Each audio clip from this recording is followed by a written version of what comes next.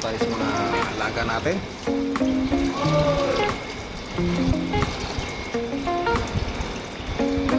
By day to day.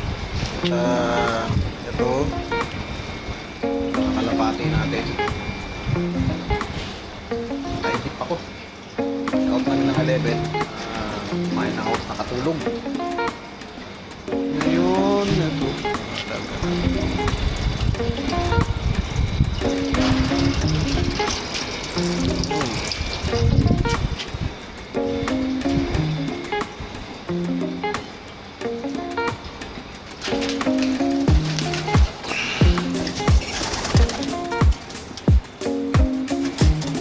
Pakita ko lang sa inyo. Yan sila. Nakakawala sila, yung dalawa lang kinulong ko.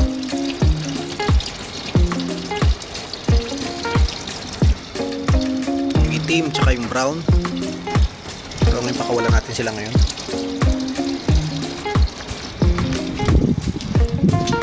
Kakapit tayo.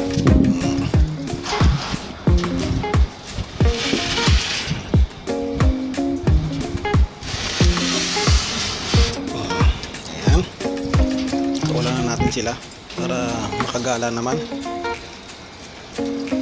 Mga tanim natin yan. Sa lupa kamuti na rin sa lupa, mga una pang lumaki.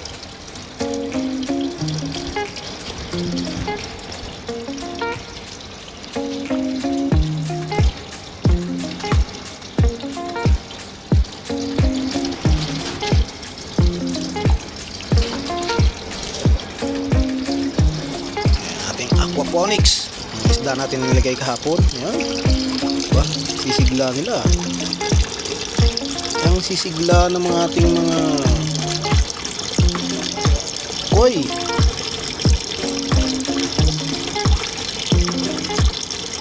Diba, parang 5 lang. Nasaan yung isa? Nasaan yung isa? Parang 5 lang nakikita ko.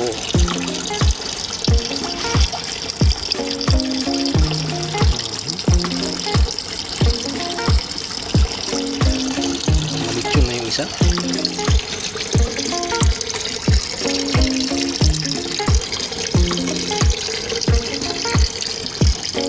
Lima lang nakikita ko ah. Mainit. Mainit lang.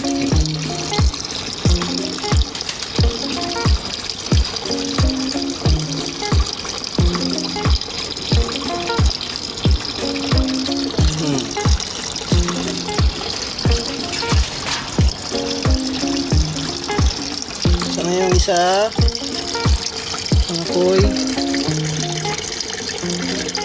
malilikot lang kaya hindi makita gano'n.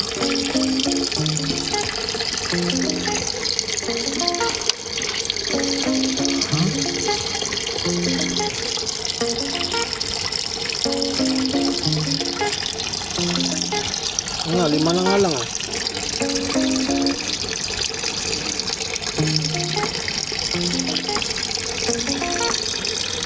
Yung isa ito yun, may kumuha ng isa,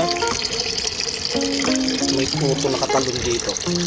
Malas nga lang kung sila yung nakatalon, wala naman.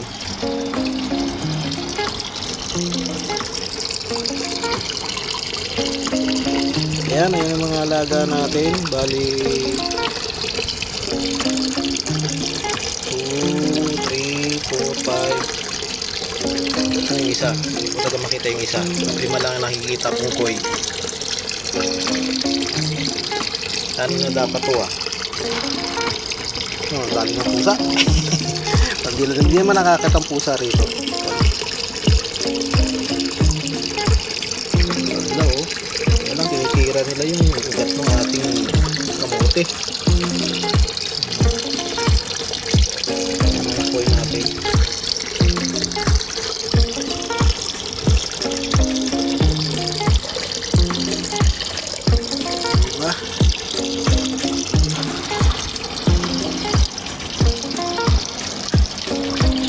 Aquaponics. Ayan nga, gaya na nabanggit ko nung nakaraan. Bali, ating mga sibuyas natin ay hindi hindi na tumutubo na maganda. Kahit ka doon, tsaka yung dito. Gawa siguro nung namulaklak na to. Siguro namamatay na sila kasi tapos na mamulaklak tong mga ito eh.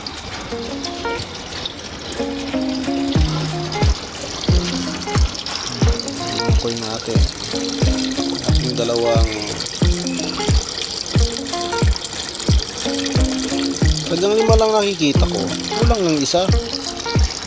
Ano yung isa? Tapoy natin 5 lang talagang nakikita ko, kasi hindi namang mawala eh, 4 pinabili natin. 5 lang talaga nakikita ko mga brother, wala yung isa, hindi ko nakita. Silmi, natigok na yung isa.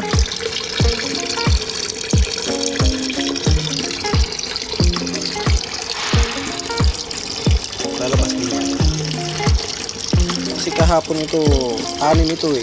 2 yung dati natin at nagdagdag tayo ng 4. Pero sa nakikita ko sa ngayon, 5 lang sila.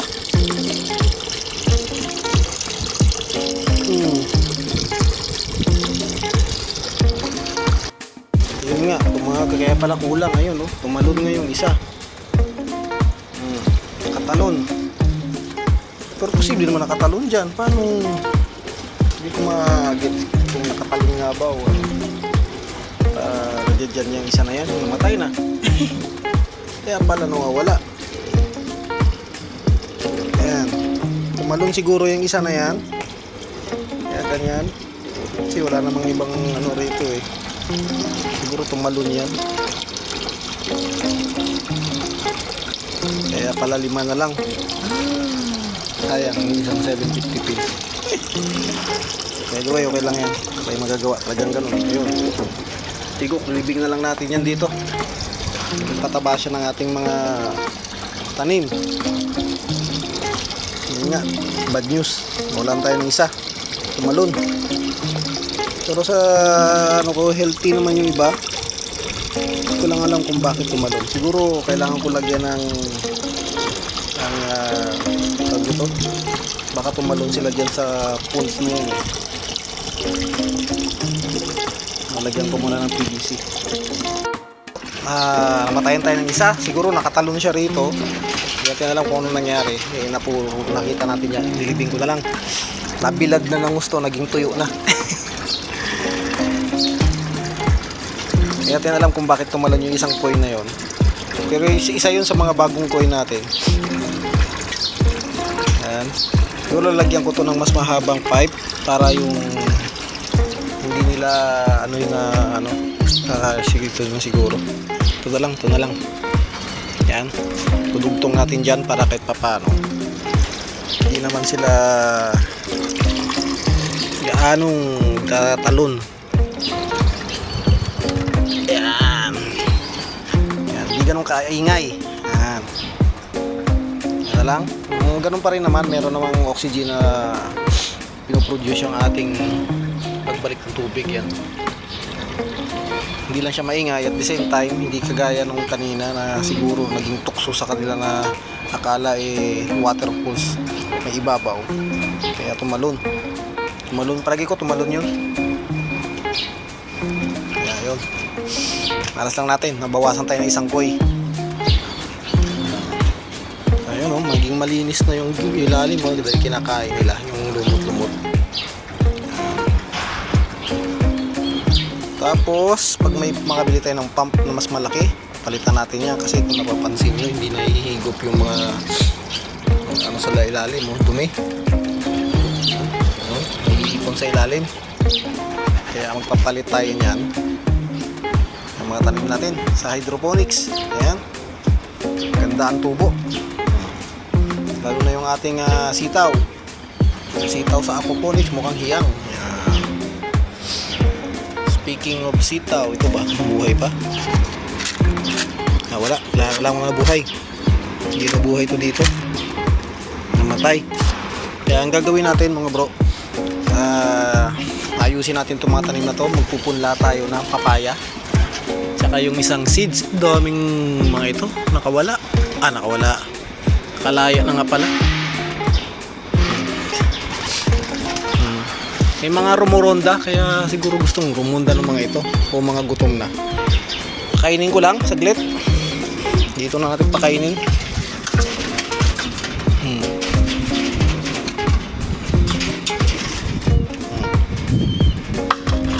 Ayan, para hindi makalat, para maubos nila lahat. Kasi limited lang ang ating patuka. Gawa nung mahal lang patuka. Yung pellet naman, hindi natin ito papakain sa kanila. Kasi sa super warm naman natin yan eh. Ito kayo. Kain kayo lahat yan.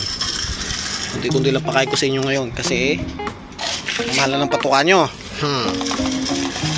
Kain. Papakainin lang natin ng marami itong mga ito.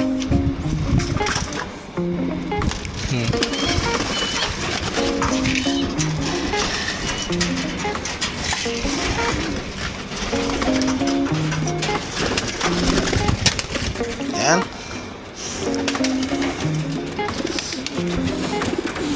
Tapos ito nga pala yung seeds. Pupunla tayo ng bago sa ating mga cup. Yung cup na yon lalagyan natin. At babawasan na natin yung sibuyas natin. Yung mga ilan lang. Papalitan na rin natin ng clay pebbles yung mga ano nila. Yung ilan lalagyan na natin ng ano, lagyan natin ng clay pebbles, papalitan na natin. Magsasama-samahin natin yung iba para hindi naman sayang space. At pupunla tayo ng mga 4 siguro, 1, 2, 3, 4 na papaya. Dito natin ipupunla sa ano, sa aquaponics. At the same time 4 din ng beans. Ito, 3-4. 3-4 gawin natin. Yan. Yung isa, tawag sa kanya Musumi seeds. Yan, Musumi seeds.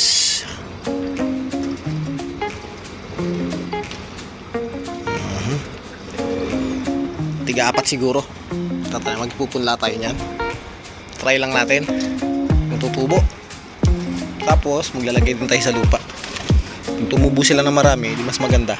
Pero papaya ang target natin paramihin sa ngayon. Kasi magtataginit na ito, kasi hindi ko alam kung mabubuhay sa taginit to eh. Mga kalapati natin, no? Diba?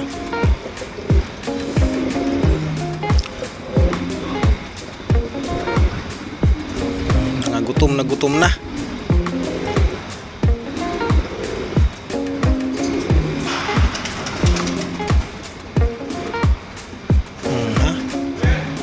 Yan, piprepare ko lang to.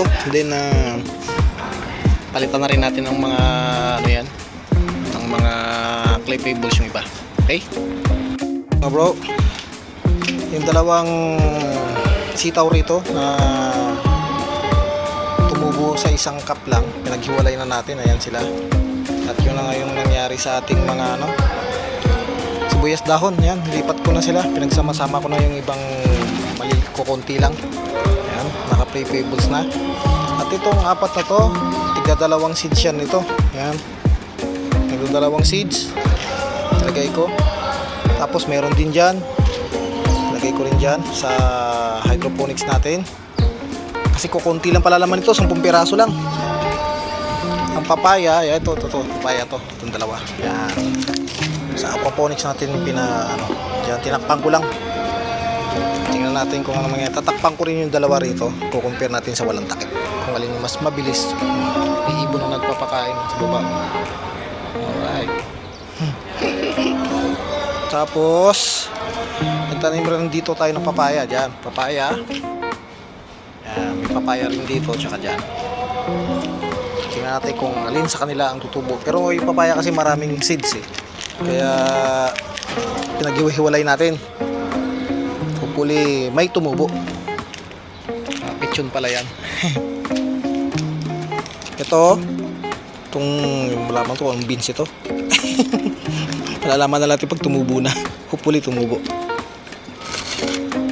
Yan. Yan ang kaganapan sa ating mga tanim. Hydroponics at aquaponics. Ito siguro didiligan ko lang ng bahagya to.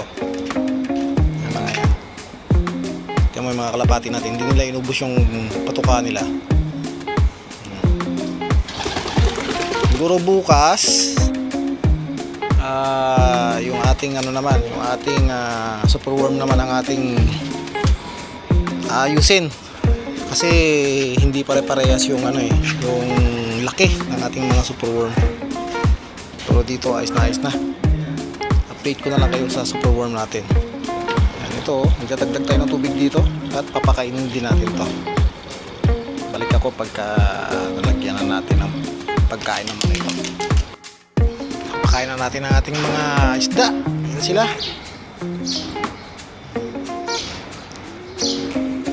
At nadiligan na rin natin yung mga tanim natin dyan. Yung mga pinunla nating mga seeds ng papaya. Ngayon din ng parang beans. Doon. Ngayon din ang ating mga tanim dito. Napalitan na natin ng clay pebbles. Ayan. Clay pebbles na nakalagay dyan. Huli gumanda. Gumanda ang tubo nila.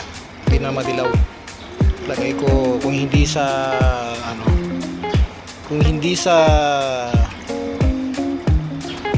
tubig natin, sa nutrient natin, kasi ito nagpo-produce talaga ng init ito.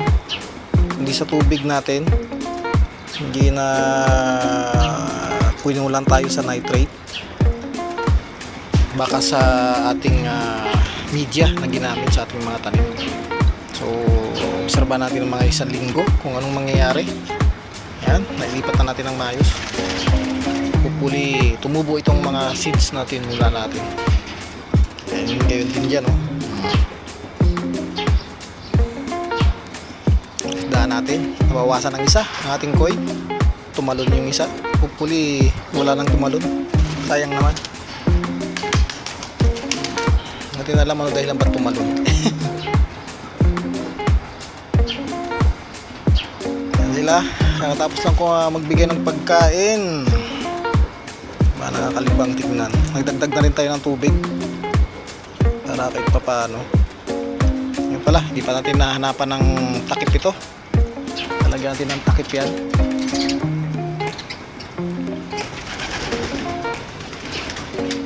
Mga klema natin, maganda-ganda ngayon ng klema. Maliwalas ang kalangitan.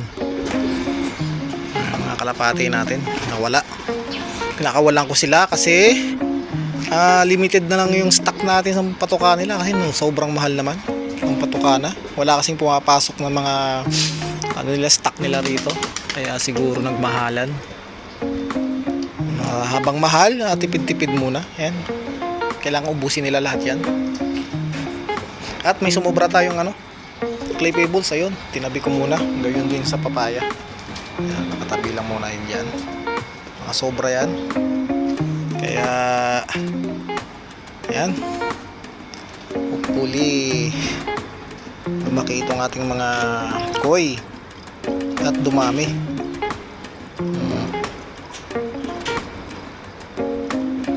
Diba? Siguro maganda natin gawin dito sa ating hydroponics, pump na lang din. Kagaya lang din ng setup ng ating aquaponics. Gagawin din natin siya, NFT na lang ang gagawin natin. Mag-set up siguro tayo ng isa pa o 2 ganyan din para sa ating hydro. Tingnan natin kung anong magagawa natin, pero pansamantala itong ating deep water culture ay magsisilbing patubuan ng ugat. Tumubo na yung ugat nila, tsaka natin lilipat doon sa NFT natin. Pero sa ngayon dyan lang muna sila, lalo na yung ating sitaw. Pag yan humaba na ng mga 1 dangkal, obligado na akong maglagay ng trellis nila o gapangan. Mag-aaway mga kalapati natin. Mag-aaway sila tapang masyado yung ating hen na itim.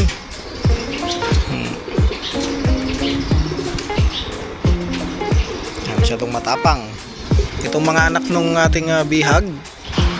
Hindi na nila pinapapwesto roon. Naaway na nila kasi nga may bago na silang inakay. May bago ng inakayan. Kaya ayan, ayaw niya nang papwestuhin yung mga anak niya roon. Silipin nga natin. Silipin nga natin ng kanyang mga inakay.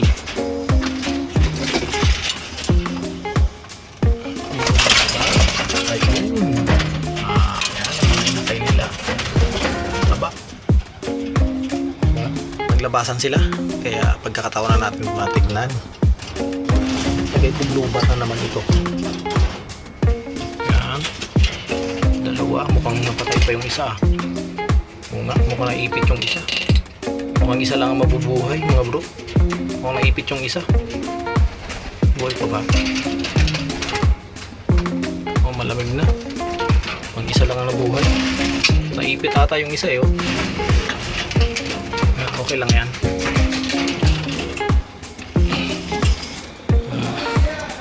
Yan, update sa ating mga alaga. Mga picture na natin dito. Ayun, yun silang dalawa.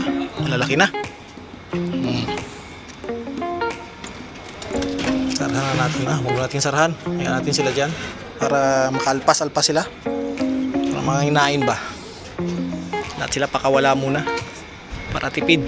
Tipid sa pagkain at the same time maaring makabihag tayo o mabihagan tayo. Yun lang yun. Yan ang update natin sa ating mga pinagkakalibangan dito.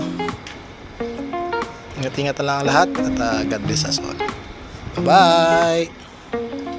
Yung isa, mag-stay kaya? Yan. Mag-stay kaya yung bihag na yan? Or pasya lang? Natin malaman kung anong lahi yung meron siya eh. Pero wala namang singsing. Mukhang walang singsing. Diba? So hopefully, umistay.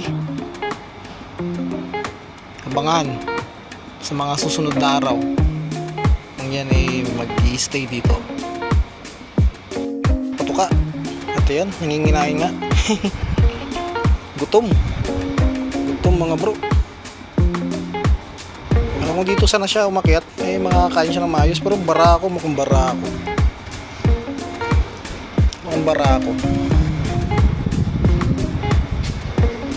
lagyan natin ng patuka.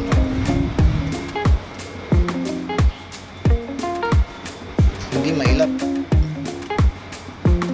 Hindi siya mailap. Maamo. Hindi lumipad eh. Mukhang bara ako eh. Hopefully umistay. Ang gandang kulay ng kalapati na to. Blue bar na mapti. Huwag sana madali ng ng ano dyan, ang tawag dito. Huwag lang madali ng pusang gala. Buti nga yung pusang nanguhuli ng kalapati natin dati rito na wala na eh. Hindi ko na nakikita. Yun, abangan nyo na lang kung yan ay mag-i-stay or ano. Abangan sa mga susunod na araw. Bye bye.